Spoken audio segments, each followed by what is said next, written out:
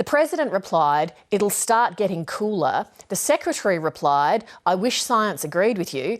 The president then replied, "I don't think science knows, actually." Was that a display of lying, ignorance, or insanity? All the above.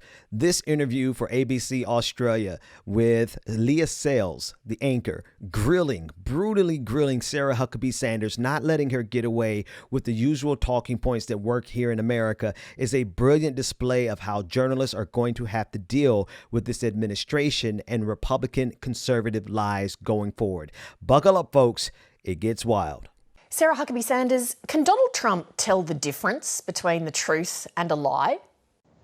Absolutely. My question would be, can the media? They spent more than 2 years attacking the president with false claims day after day, negative attack after negative attack, pushing a completely false and ridiculous narrative that the president somehow colluded with Russia.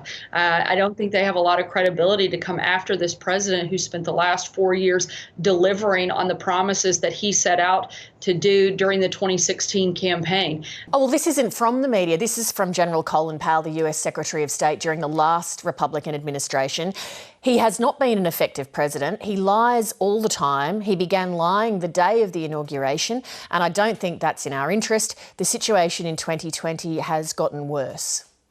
Well, I think it's hard to argue with the results that the president has produced. Certainly, I think he's been cleaning up a lot of messes that were left behind by previous administrations. Let me give you an example from yesterday in a discussion about the California wildfires. The State Secretary for Natural Resources pointed out that America's recently recorded some of its hottest temperatures on record, and that is a factor in the severity of the fires, along with land management. The president replied, "It'll start getting cooler." The secretary replied, "I wish science agreed with you." The president then replied, "I don't think science knows, actually." Was that a display of lying, ignorance, or insanity? Well, I think what happened yesterday was important. The president going, having that briefing, sitting down with the governor of California, who actually, a Democrat, complimented the president and the federal government's efforts and response and providing resources to California. Yesterday was a listening session to gather more information. We'll see what the president does following that. You're not addressing my point, which is that he said that he thinks science doesn't know that the planet is warming. The Washington Post fact-check unit has found that during his presidency so far, Donald Trump has made false or misleading claims to the American people more than 20,000 times.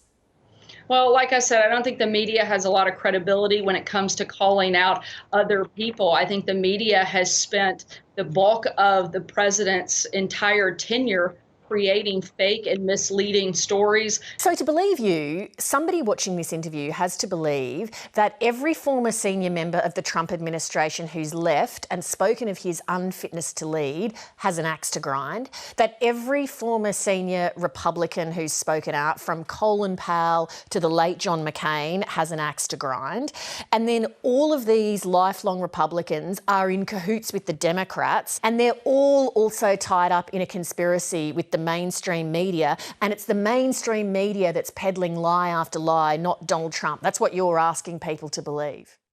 Well, I'm asking people to believe the hundreds of other Republican leaders across this country who know and defend this president and talk about all of the good things that he has done for this country. Your book makes it clear that you're heavily guided by your Christian faith and family values.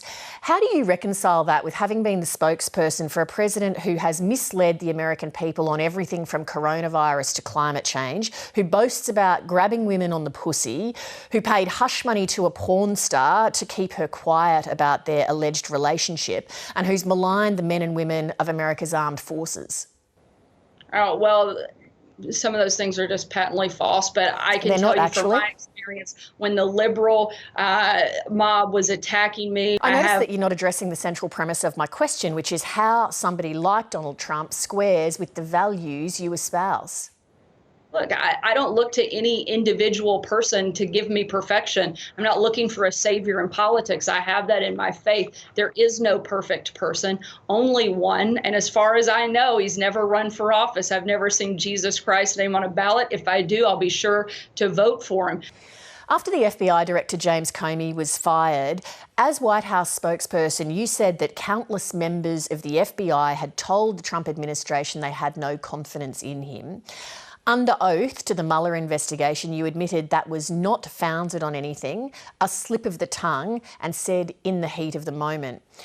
How often did you have those kinds of slips of the tongue in the heat of the moment as White House spokesperson? I address the fact that the Mueller investigation was nothing more than a political hit job set out to take the president down. I knew from the minute I walked in, the fact that I was there voluntarily, also to clarify, not under oath, but I would have gladly taken one. And they made me feel like a common criminal. Could you address my question, please? Helpful to an investigation that I knew to be nothing more than a political sham and a witch hunt designed to take the president down for the sin of winning an election. Did you make up that countless members of the FBI told you that they had no confidence in James Comey? I said that I shouldn't have used that word, and that was the mistake that I made. But I had heard from a number of members of the FBI, both current and former, but I said I shouldn't have used that particular word. This exchange is absolutely brilliant. I love watching foreign journalists rip apart American politicians in ways that you don't get to see here from our journalists here, because in the United States, we have what's called access journalism. If you're not nice to a politician, then they won't come back to your platform.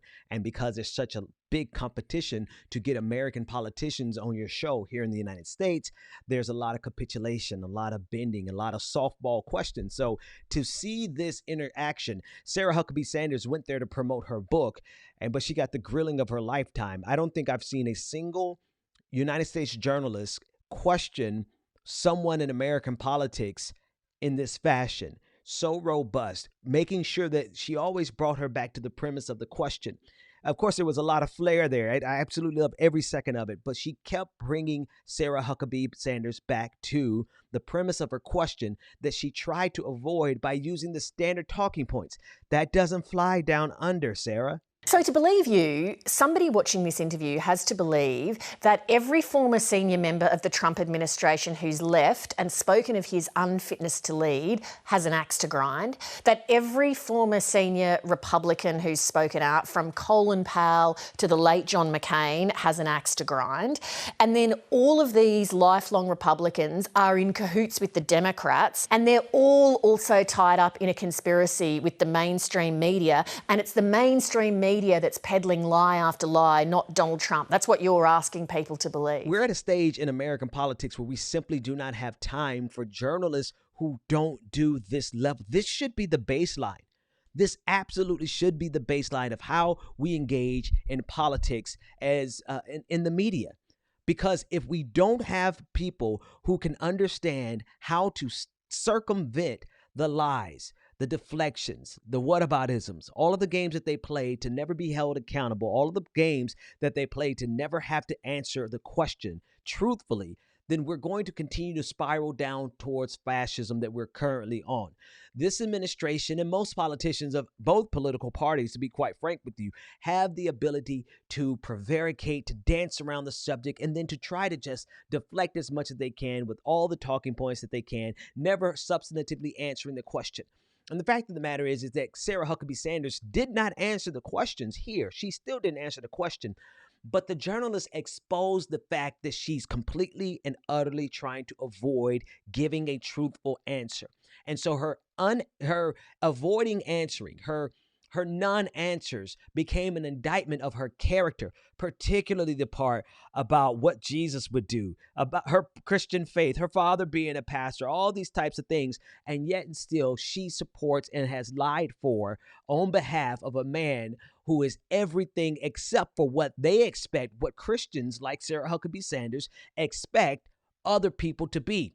Let me make that point plain before I play that clip again. You have to understand that conservatives, evangelicals in politics in the United States of America want to pass legislation to force other people to behave in a manner that their president doesn't even behave. I notice that you're not addressing the central premise of my question, which is how somebody like Donald Trump squares with the values you espouse. So all of this is absolutely brilliant, and this is how it should be done. When you get an opportunity to speak and question someone from the political spectrum, don't let them get away from the fundamental premise of your question, because they cannot answer it. They will not be able to answer it. And we will take forevermore, we will take their inability to answer the questions, their non-answers, as an indictment of their character, because they have to dance and prevaricate around the truth. And the truth is that Sarah Huckabee Sanders lied for Donald Trump. The truth is that Sarah Huckabee Sanders lied on the Mueller report. The truth is, and the FBI agents, the truth is that Sarah Huckabee Sanders tries to say that she's a Christian, but supports someone that is completely antithetical to Christianity, as well as her own behavior, her lying, her machinations, her Machiavellianism, her total behavior is counter to everything that she tries to preach and her father, Mike Huckabee, tries to preach. So she cannot answer the question. And the fact that she cannot answer the question is itself an indictment. No matter how many times she dances around it, no matter how many times politicians dance around the truth, the fact of the matter is anyone with eyes can see that they are lying. Was that a display of lying, ignorance, or insanity?